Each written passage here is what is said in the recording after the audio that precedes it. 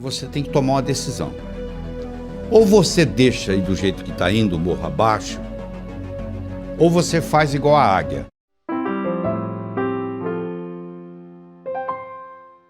Uma águia nasce para viver 70 anos. 70 anos de vida.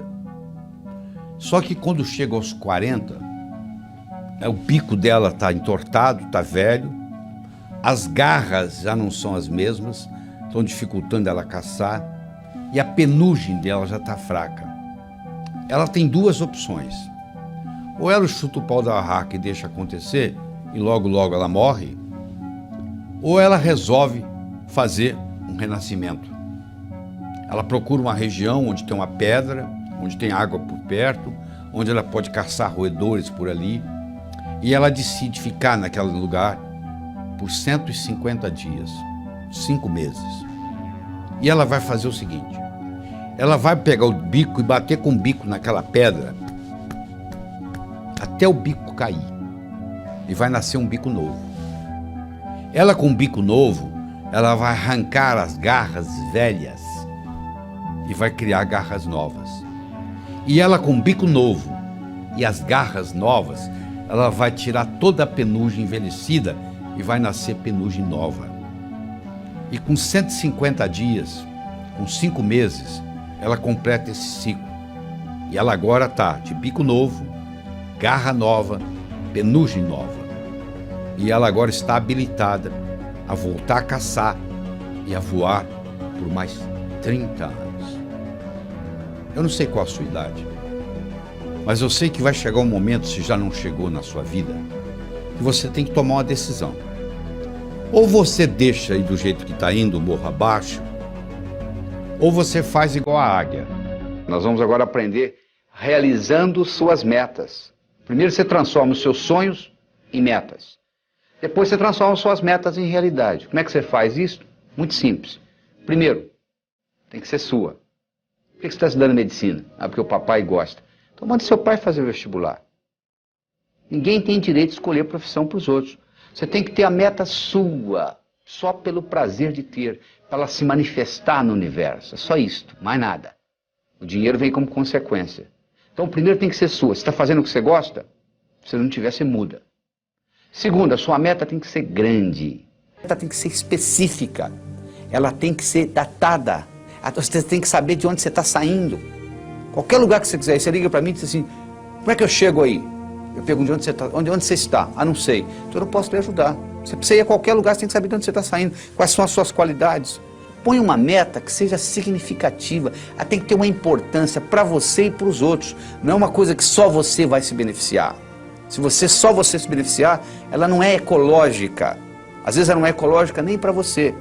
Ecológica, a meta sendo ecológica é importante. Eu não posso divulgar o meu trabalho pelo mundo todo e ao mesmo tempo passar 5 dias da semana com os meus filhos, com a minha família. Se eu quiser fazer a mesma coisa, simultaneamente, divulgar o meu trabalho e passar 5 dias com a minha família por semana, uma dessas duas não é ecológica, porque uma vai brigar com a outra. Porque eu estou querendo criar duas metas praticamente antagônicas. Eu não posso viajar pelo mundo todo, pelo Brasil todo, e ao mesmo tempo ficar 5 dias com a minha família por semana. Então você tem que ver que uma meta não pode ir contra a outra. A sua meta, ela tem que ser relembrada com frequência. Não é você chegar no dia 31 de dezembro e escrever o que você quer para o ano seguinte, você tem que estar constantemente olhando o que eu quero. Às vezes muda. Às vezes você perde o interesse, às vezes uma meta que você tinha, você fala, não quero mais. Eu tinha vontade de ter essa meta, hoje eu não quero mais. Porque às vezes você trabalha anos por uma meta que você queria e você esqueceu que não quer mais. E quando termina, e aí? E agora? Ah, eu não quero isso mais. Você podia ter decidido isso muito tempo atrás, porque os seus valores mudam, os seus interesses mudam. Quando eu tinha 20 anos de idade, eu era capaz de viajar 10, 20, 30 horas para pular carnaval. Hoje eu quero distância de carnaval. Ou seja, os meus interesses mudaram, os seus também. Avalie aquilo que mudou e não fique batalhando naquilo que você realmente às vezes não quer mais. Você tem também de fazer aquela divisão. Todas essas metas com essas características e divididas, aí sim vai ter um impacto diferente na sua vida. E você tem que fazer a meta Não é o que você quer em 1 ano, 2, 5, 10, não. É o contrário. É o que você quer em 10 anos, o que você quer em 5, é de lá para cá, ou seja, do futuro para o presente. Onde que eu quero estar daqui 10 anos? Para eu estar lá daqui 10 anos, onde que eu tenho que estar daqui 5? Para estar lá daqui 5, onde que eu tenho que estar daqui 1? Para estar lá daqui 1, onde que eu tenho que estar e assim por diante. Aí você descobre o que você vai ter que fazer amanhã de manhã, mas olhando lá na frente, nos 10 anos. Parece uma coisa simples, mas faz uma diferença enorme. Você primeiro olhar lá nos 10 anos e trazer de lá para cá, do que daqui para lá. Então, com essas características que eu acabei de lhe apresentar, que eu acho que você deve escutar, assistir esse vídeo várias vezes seguidas para saber as características da meta ser grande, ser sua, ser positiva, ser objetiva, ser datada, ser específica, ser significativa, ser ecológica, ser relembrada e ser comensurável. Uma coisa tem que ser medido. O que você quer? Eu quero mais felicidade. O que você quer? 20% mais feliz esse ano do que ano passado? Você pode medir felicidade. Felicidade não é meta. Felicidade é estado de espírito. Fica feliz agora. O que está te segurando? Meta é uma coisa que você tem que estar num ponto e tem que chegar no outro. Existem etapas. Felicidade você não precisa de etapas. Você pode ficar feliz agora.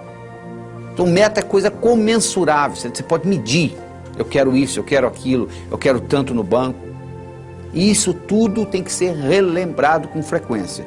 No momento que você começa a trabalhar com tudo isto, e eu criei um mnemônico chamado Pode-se Crer, que ajuda você a relembrar todos esses tópicos que nós só acabamos de discutir.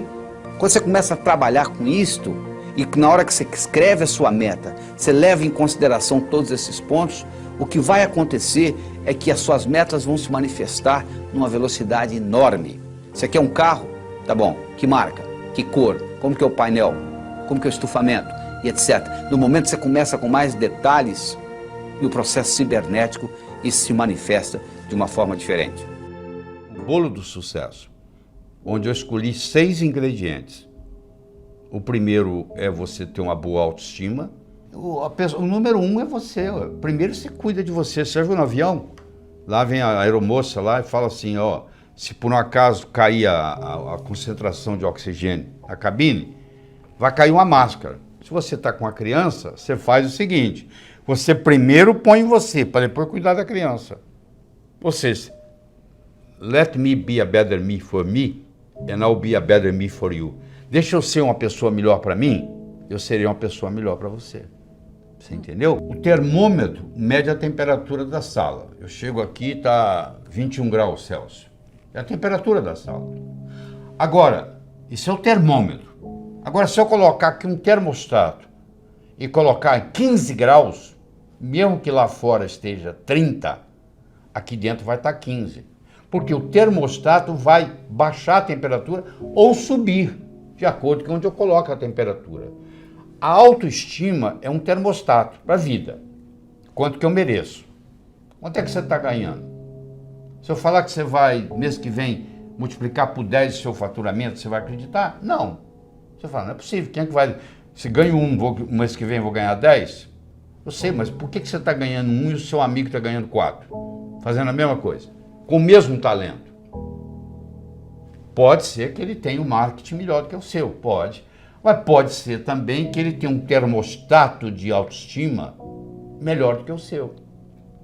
Então, o que você merece é o que você tem. O merecimento que você acha que você vale está expresso aí na sua conta bancária, no carro que você dirige, na casa que você mora, na família que você tem. Está aí, ó. É só você olhar. Se você quiser mais, você tem que sentir merecedor de mais. E para sentir merecedor de mais, escuta, você tem que subir a sua autoestima. A segunda é a sua capacidade de se comunicar, que é fundamental, principalmente no mundo de hoje, onde a comunicação é talvez o mais importante de tudo no sucesso. Eu posso ter 2 indivíduos que têm um QI de 145, quase gênio. Um está muito bem na vida e o outro está desempregado no quarto Jack. Você vai ver a diferença, um se comunica bem e o outro não dá nem bom dia para o vizinho. Então, no momento que você melhora a sua capacidade de se comunicar, você passa a valer mais no mercado. Essa é a realidade. Terceiro, é a sua capacidade de estabelecer objetivos criar estratégia. Em 1953, eles pegaram todos os formandos da Universidade de Harvard e perguntaram para eles assim, o que você vai fazer nos próximos 6 meses, próximo ano, próximos 5 anos, próximos 10 anos, próximos 15 anos, próximos 20 anos. A grande maioria, como acontece aqui no Brasil, não tinha nada por escrito. Não tinha nada, não tinha nenhum... Ah, não sei, eu vou ver o que vai acontecer. Eu vou deixar a vida me levar, né? Mas 3% daqueles estudantes, eles tinham por escrito o que eles iam fazer com 6 meses, com 1 ano, com 5, com 10, com 15, com 20 anos de formado. Em 1973, eles pegaram aqueles que ainda estavam vivos e fizeram uma avaliação. Então, aquele grupo que tinha por escrito era 3%. Valia mais do que os 97% junto em todos os aspectos. Então, eles viram se a inteligência era diferente? Não. O background familiar era diferente? Não. Tudo era igual. As notas que tirava na escola, a única diferença que fazia diferença é que eles tinham por escrito. Então, os nossos, por isso que uma empresa multinacional, ela pega os objetivos do ano que vem e coloca até setembro por escrito. Tem que estar ali no papel. Aquilo tem que ser recordado com frequência. Você tem que colocar ali e você tem que datar. Como é que você transforma um sonho em uma meta? Você coloca uma data. Tudo aquilo que você colocou na categoria de algum dia não vai acontecer. O cérebro fala, tá bom, o dia que algum dia chegar, você vai no calendário, onde é que está algum dia? Não está lá. Não tem no calendário, não existe. Então eu tenho que ter metas a curto, a médio, a longo prazo. Tem que ter os 3 tipos de metas. Eu tenho que ter elas por escrito. E eu tenho que descobrir qual é a finalidade de vida que está por trás dessas metas. Porque a finalidade de vida, ela te valoriza a sua meta. Vou dar um exemplo. Você imagina uma bolinha que eu jogo para você, você joga para mim, eu jogo para você, você joga para mim, eu jogo para você, você joga para mim. Começou a ficar cansativo, né? Mas se eu chamasse de tênis, mudou, né? Milhões de dólares por trás. Enquanto era uma bolinha para lá e para cá, você não estava dando valor. Na hora que eu falei tênis, mudou. É assim, uma meta que talvez não tenha importância, mas se ela está encaixada dentro da minha finalidade de vida, ela valoriza. E eu vou estar disposto a ter mais esforço para que ela aconteça. A sua atitude determina a sua altitude na vida, a sua dedicação ao trabalho e a sua ambição saudável. Então são 6 elementos, ó. A boa autoestima, boa comunicação, saber estabelecer metas, ter uma atitude positiva, dedicação ao trabalho de uma forma inteligente e hoje melhor do que ontem, amanhã melhor do que hoje. O japonês chama de Kaizen, que é melhora contínua. A palavra Kaizen, no Japão, 1945, Hiroshima, Nagasaki, 40% do Japão destruído. Com essa simples filosofia de uma palavra, que é K-A-I-N-Z-N, Kaizen, que é melhora contínua, o Japão saiu de lá e hoje ele é o 3º per capita no mundo, entendeu? 3º país mais desenvolvido do mundo, então, ou seja, está lá no pódio. Saiu de 40% destruído, é um arquipélago com mais de 3.000 ilhas, não é um continente, muito complicado, mas, no entanto, com a filosofia Kaizen, que é melhora contínua, que eu recomendo você adotar isso, eu adotei isso na minha vida, hoje é melhor do que ontem, amanhã é melhor do que hoje, e aí você junta esses 6 ingredientes com a pitadinha do que eu chamo a diferença entre o profissional e o amador. O que difere o profissional do amador? Paciência e persistência. Porque o amador, se não der certo, ele chuta o pau da barraca. O profissional sabe que o amanhecer só vem depois da noite ter passado. Que Roma não foi construída em um dia. Então tem que ser de grão em grão a galinha enche o papo. Então tem que ser aos pouquinhos para chegar lá. Então eu coloco esses 6 ingredientes com paciência e persistência e o resultado só pode ser um: obter aquilo que você quer. Imagina uma vaca subindo um morro. Você pensa que é a vaca que determina onde que ela pisa? Não. Quem determina onde a vaca pisa não é a vaca, é a estrutura do terreno. Sabia disso? A única coisa que a vaca faz, ela procura o caminho mais fácil. A mesma coisa ocorre conosco. O nosso comportamento vai depender da nossa estrutura psicológica. Força de vontade não adianta nada. Você pega uma bola de futebol, coloca no fundo de uma piscina e segura lá por quanto tempo? A estrutura da bola foi feita para flutuar. Então na hora que você soltar, ela vai para a superfície.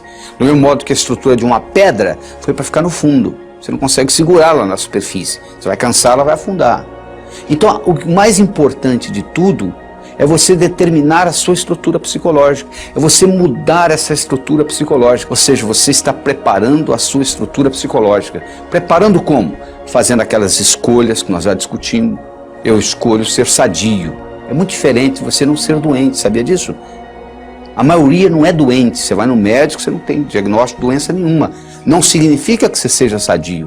Ser sadio significa ter energia para implementar tudo que você tem na cabeça. E poucas pessoas são sadias, a maioria não é doente. É muito diferente ser sadio e não ser doente. Eu escolho ser a força criadora na minha vida. Eu escolho ser sincero para comigo mesmo. Significa que quando eu digo sim é sim, quando eu digo não é não. Todas as vezes que você diz sim e gostaria de dizer não, um pedacinho de você morre. Isso, quando você faz essa estrutura, você está se estruturando para longo prazo, para fazer um processo de longa duração. Aí sim se mantém. Porque se você fizer só com a força de vontade, é aquilo que ocorre no 31 de dezembro. Uma semana depois, não tem mais nada. Agora, se você mexe na sua estrutura psicológica e implementa isso, isso fica uma coisa constante. E um modo de você fazê-lo é você ter os seus sonhos, você ter as suas metas e você manter os seus olhos nas metas. Sabe qual a diferença entre etapa e obstáculo? Se você está no ponto A e quer ir para o ponto B, existe um espaço para percorrer entre o ponto A e o ponto B. Então, se você tirar os olhos da sua meta, o que você encontra entre o ponto A e o ponto B, você vai chamar de obstáculo. Se você mantiver os olhos na sua meta, o que você encontra entre ponto A e ponto B, você vai chamar de etapa. A diferença entre etapa e obstáculo é onde você está com os olhos. Então manter os seus olhos a longo prazo é muito importante, porque se você só tem metas curtas, o seu chefe briga com você amanhã de manhã e estragou seu dia. Agora, se você está interessado daqui 5 anos, daqui 10 anos, daqui 20 anos, o seu chefe brigar com você amanhã de manhã não vai fazer diferença nenhuma, porque você está preocupado lá na frente. É muito importante você ter essa visão a longo prazo e manter o seu olho na meta, porque com isso o que era obstáculo vira etapa. Mas ao mesmo tempo você tem que saber dividir as suas metas, porque se eu te der um salame para você comer, sem cortá-lo, você provavelmente não vai gostar, mesmo que você goste de salame. Mas se você for cortando fatia por fatia, e conversando e tomando uma cerveja, um refrigerante, você acaba comendo metade do salame sem sentir, não é verdade? O mesmo ocorre. Tem gente que diz assim, poxa, eu vou escrever um livro, é demais. Escreva um capítulo. Ah, demais. Escreva um parágrafo, escreva uma frase. Aí uma frase, outra frase, vamos fazer o parágrafo, vai fazer a página, vai fazer o capítulo, vai fazer o livro. Procure dividir as suas metas. Você quer ser milionário em 5 anos? Onde é que você vai estar daqui a 4? E daqui a 3? E daqui a 2? E daqui a 1? E daqui a 6 meses? E daqui a 30 dias? E daqui a uma semana? O que você vai fazer amanhã de manhã para ser milionário daqui a 5 anos? Não é só esperar o tempo passar, não. O bonito é que quando você divide isto, o que você tem que fazer amanhã de manhã, diferente do que você teria que fazer se não tivesse essa meta, não vai ser quase nada. Porque a meta vai sendo diluída. Então, um dos grandes segredos que existe em pessoas atingirem as metas é você ser capaz de quebrar a sua meta em pequenos espaços, em pequenas fatias, e você vai executando uma após outra e o cérebro vai sendo treinado com isto e sucesso atrai sucesso. Você sabe que semelhante atrai semelhante. Se você abrir a torneira da cozinha, da sua pia, na cozinha sai água, para onde que vai a água? Para o esgoto. E o esgoto? Vai para o rio. E o rio vai para o mar. A água vai para a água, não é verdade? Para onde que vai o ódio? Para quem tem ódio. E amor? Para quem tem amor. E dinheiro? Vai para o pobre? Não, para quem tem dinheiro. E sucesso? Vai para onde? Para quem tem sucesso. Então esses pequenos sucessos vão atraindo mais sucesso na sua vida. Semelhante atrai semelhante. Então à medida que você vai fazendo isso, você vai preparando essa caminhada. Mas tudo começa com essa estrutura psicológica. Quem determina onde a vaca pisa não é a vaca, é a estrutura do terreno. A única coisa que a vaca faz é procurar o caminho mais fácil. Nós também vivemos a nossa vida procurando o caminho mais fácil. O caminho mais fácil depende da nossa estrutura psicológica. E a nossa estrutura psicológica é codificada linguisticamente. Lembra que eu já falei que nós somos animais linguísticos. Então o melhor jeito de você se preparar para mudanças é você recodificar essa sua estrutura psicológica e fazer natural aquilo. Se você tem uma estrutura psicológica de levantar às 5 da manhã, se eu pedir para você ficar na cama até o meio-dia, é um martírio. Não é verdade? Se você tem uma estrutura psicológica de levantar ao meio-dia, se eu pedir para você levantar às 5 da manhã, vai ser um martírio. Para os dois. Porque o que determina o caminho mais fácil é a estrutura. Se a minha estrutura psicológica é de levantar às 6 da manhã, se eu ficar até às 8 na cama, eu vou ficar chateado. Agora, se eu tenho a estrutura psicológica de levantar às 6, não vai ser problema nenhum. Não será sacrifício, porque eu estou procurando o meu caminho mais fácil.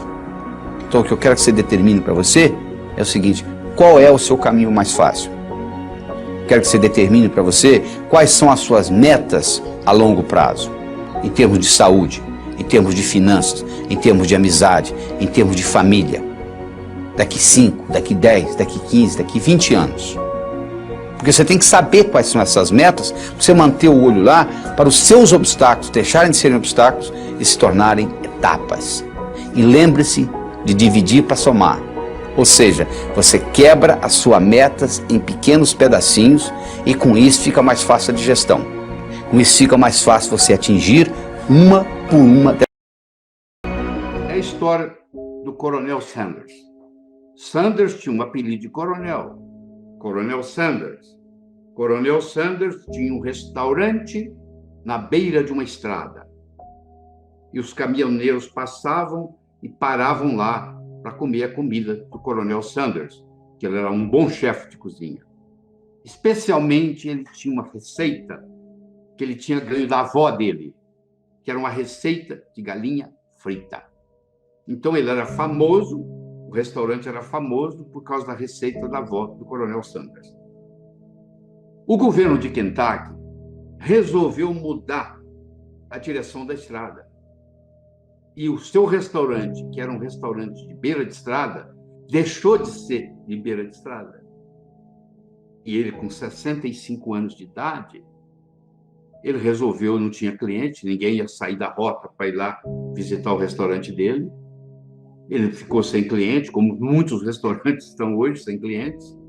E aí, o que aconteceu? Ele pediu aposentadoria. 65 anos, tinha direito ao Social Security, pediu aposentadoria. Quando chegou o primeiro cheque de aposentadoria dele, ele mostrou para a mulher dele e falou assim: como é que nós vamos viver nisso? Não pode ficar assim. A única coisa que o Coronel Sanders tinha era uma receita de galinha frita que ele ganhou da avó.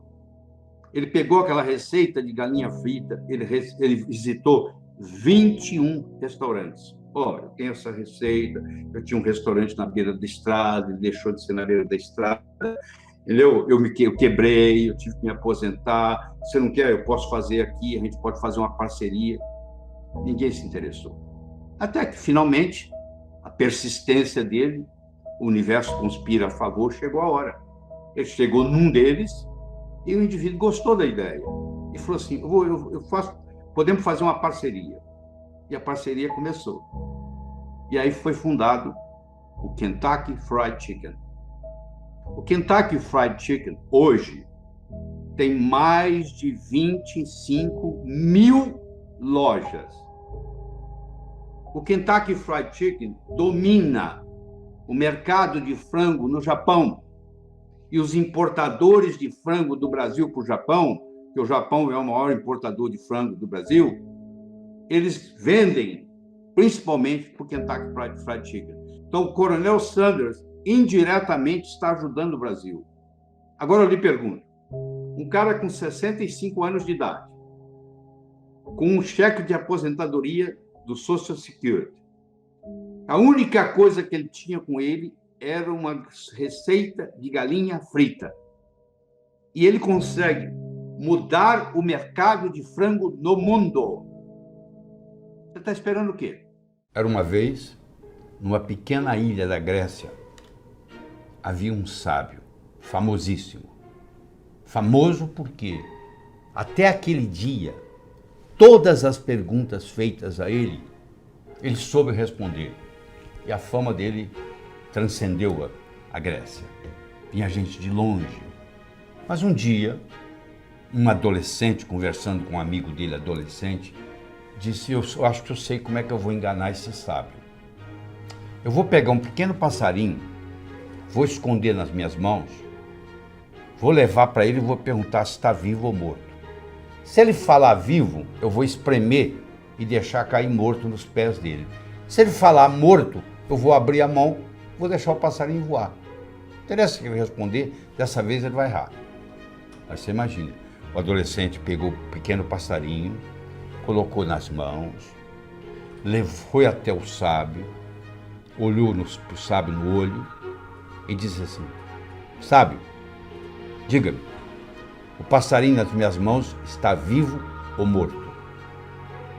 O sábio olhou para ele e disse: meu jovem, a resposta está nas suas mãos.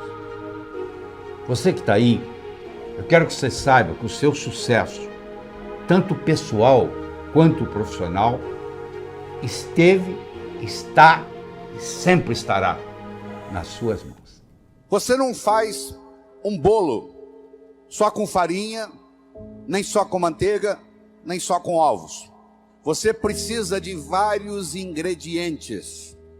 O bolo da vida necessita vários ingredientes. E um desses ingredientes é o diálogo. Um desses ingredientes é a capacidade de se comunicar. Ele não é o único, mas ele é fundamental. A comunicação tem 3 níveis. O primeiro nível eu chamo de boca-ouvido. O segundo nível eu chamo de cérebro-cérebro. O terceiro nível eu chamo de coração-coração. Vamos começar com o primeiro nível. Boca-ouvido. Deixe-me primeiro fazer uma distinção para você. Ouvir e escutar não são sinônimos.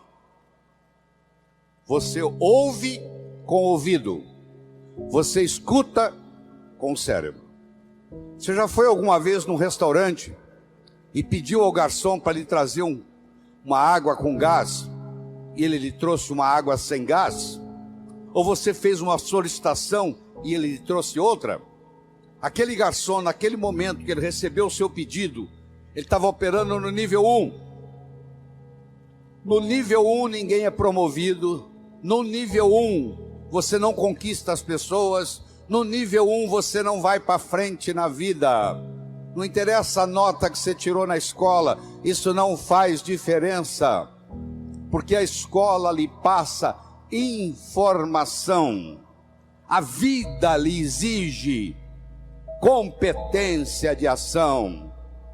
O que cai na prova não cai na vida.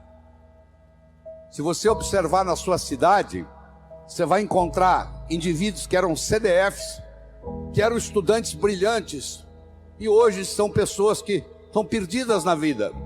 E você vai encontrar também pessoas que eram estudantes medíocres, e hoje são excelentes empresários, estão contribuindo para o bem-estar da comunidade. Por que isso? Porque esses segundos, eles sabem dialogar com o mundo, eles sabem dialogar com a sociedade, eles aprenderam, talvez até intuitivamente, o poder da comunicação. Então, se você me permite, eu vou começar a trabalhar nesse modelo do nível 1, boca-ouvido, nível 2, cérebro-cérebro, nível 3, coração-coração. Quando você está operando no diálogo no nível 1, não acontece nada. É o pai que está dando um sermão para o filho. E entra num ouvido e sai no outro. E o pai não percebe que ele vem falando isso há 5 anos e não funcionou nada. Pelo contrário, o filho até ficou rebelde de escutar o pai falar aquilo. E o pai não se dá conta que aquilo não é diálogo, que é um monólogo que ele está falando para o vento, porque está entrando no ouvido e saindo no outro. Eu só posso me comunicar com vocês se nós fizermos uma conversa que interesse vocês. Não tem outro jeito. No diálogo, na comunicação, nós temos que modificar um pouquinho aquela frase que você conhece. A frase é assim: faça aos outros o que você gostaria que fosse feito a você. A verdade não é bem essa. Faça aos outros o que os outros gostariam que fosse feito a eles. Se eu convidar você para jantar na minha casa em São Paulo, eu não vou lhe servir o meu prato favorito. Pode ser que você nem coma. Eu vou perguntar o que você gosta. Se eu quero agradar alguém num processo de diálogo, eu tenho que ver o que a outra pessoa quer ouvir. Eu vou começar por ali, e não o que eu quero passar. Quero que você entenda isso. Faça aos outros o que os outros gostariam que fosse feito a eles. Eu quero mostrar o meu ponto de vista para você, mas eu não me preocupo como que você vai receber esse ponto de vista. Aí sabe o que acontece? A natureza colocou um ouvido no mesmo nível do outro. Entra num ouvido e sai no outro. Aí não deixa de ser diálogo, passa a ser monólogo, porque não tem repercussão. Para esse diálogo se ocorrer, primeiro eu tenho que ter uma mensagem forte. Você só vai continuar me escutando se você estiver gostando da mensagem. Eu tenho que ter algo para poder passar para você. Essa é a mensagem. Segundo, nós temos que conversar de uma forma metafórica. Quando eu lhe conto uma história, você não pode dizer que você não concorda com ela. Eu estou lhe contando uma história. E dentro da história, eu coloco a ideia que eu quero passar para você. Era uma vez um navio de alta prioridade, porque carregava ouro. E de repente o motor desse navio enguiçou. E o dono do navio disse: para. Traga aqui o melhor mecânico da região. Eles trouxeram. Ele trabalhou um dia inteiro, não conseguiu consertar o motor. Ele disse: para. Traga aqui o melhor engenheiro mecânico do país mais próximo. Eles trouxeram. Ele trabalhou 2 dias, não conseguiu consertar o navio. Ele disse: para. Traga aqui de onde estiver, de helicóptero, quem montou essa máquina desse navio. E eles procuraram, encontraram e trouxeram ele e um assistente. E eles desceram no navio de helicóptero, foram até a casa de máquinas, escutaram o barulho da tubulação, tocaram nos tubos, e tinha uma válvulazinha vermelha num canto. E ele perguntou para o assistente dele: você tem um martelo? Tem, me empresta. Ele foi lá e pim, ligue. Eles ligaram, tudo funcionou às mil maravilhas. Os 3 indivíduos que trabalharam, o primeiro que trabalhou um dia, o segundo que trabalhou 2 dias, e esse que deu a martelada na válvula, mandaram as suas respectivas contas. Quem trabalhou um dia mandou uma conta de $100. Quem trabalhou 2 dias mandou uma conta de $400, $200 por dia, porque ele havia trabalhado 2 dias e ele era mais sofisticado do que o outro. E quem deu a martelada mandou uma conta de $10.000. O dono do navio falou: vou pagar, porque ele consertou o meu navio, mas eu só pago com uma condição: que ele mostre como é que ele chegou à conclusão de me cobrar $10.000. E ele mandou um bilhete para o dono do navio: para dar a martelada, $1. Para saber onde bater com o martelo, 9.999. Olha que interessante. Você imagine que nós estamos almoçando e eu conto essa história para você. Aí nós estamos num diálogo, almoçando. Aí você vai para o seu escritório comigo e você está pensando em me contratar para ser seu consultor na sua empresa. E você pergunta assim: doutor Laí, qual é a sua remuneração? E eu falo um preço elevado. Ao invés de você falar é caro, você vai pensar assim: esse cara sabe onde bater com o martelo. Eu preparei o seu cérebro para escutar o meu diálogo com você. Através de quê? Através de uma história, através de uma metáfora. A pessoa que sabe dialogar, ela conversa metaforicamente. O político que ganha a eleição é um contador de histórias. O padre que faz o sermão que agrada a todos é um contador de história. Porque quando você está contando uma história, a mente crítica baixa. Você conta a história e leva o que você quer levar junto da mensagem. E a mensagem entra na estrutura psicológica. Terceira coisa importante no diálogo é uma linguagem apropriada. Você já foi a um médico e o médico começa a usar aquela terminologia médica que só ele entende. E aí você volta e a sua família te pergunta: e aí, o que você tem? O que o médico falou? Ah, não entendi o que o médico falou. Esse médico não tem nada de inteligente. Ele tem que conversar numa linguagem que o paciente entenda. A própria Bíblia tem uma citação dizendo que se você não falar a linguagem de quem está lhe escutando, você está falando aos ares. E outra coisa importante é a percepção. Uma coisa é o que você está passando, a outra coisa é que o outro está captando. Ah, você é um vendedor? Sou. Você é um bom vendedor? Ótimo vendedor. E aí, você tem vendido bem? Não, tem vendido muito mal. Então você não é um bom vendedor. O aluno que diz que é bom aluno, ele tem que me mostrar um boletim bom. Eu não conheço bom aluno com boletim ruim. O mínimo que você tem que me mostrar como bom aluno são boas notas no boletim. Isso lhe caracteriza como bom aluno.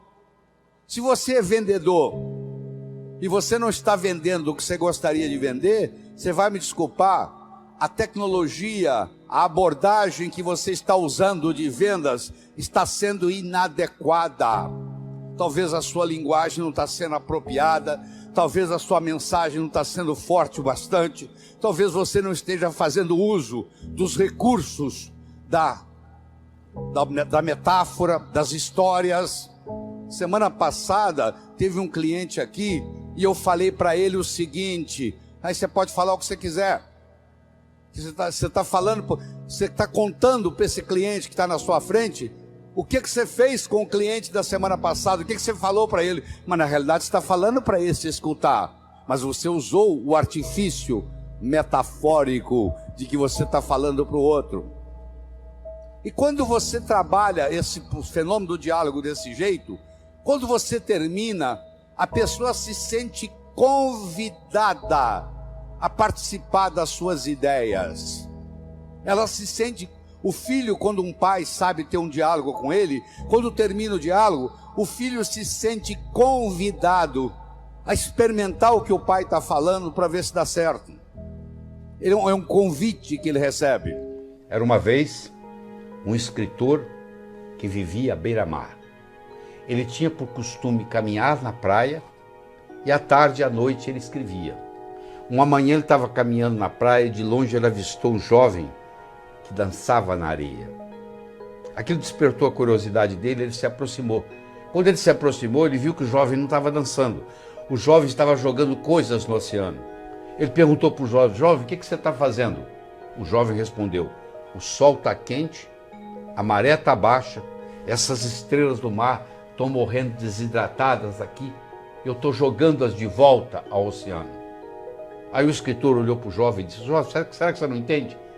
Existem centenas e centenas e centenas de quilômetros de praia, centenas de milhares de estrelas do mar na areia. Você jogar uma ou outra de volta no oceano, no total não vai fazer diferença nenhuma. O jovem pegou uma estrela do mar, jogou no oceano, olhou para o escritor e disse: para essa eu fiz diferença. O escritor foi para casa.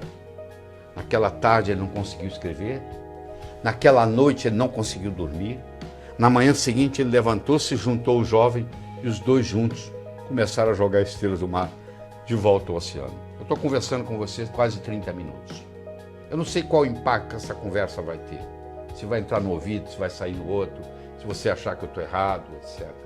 Mas eu vou dizer uma coisa: se fez diferença para um de vocês, já valeu a pena.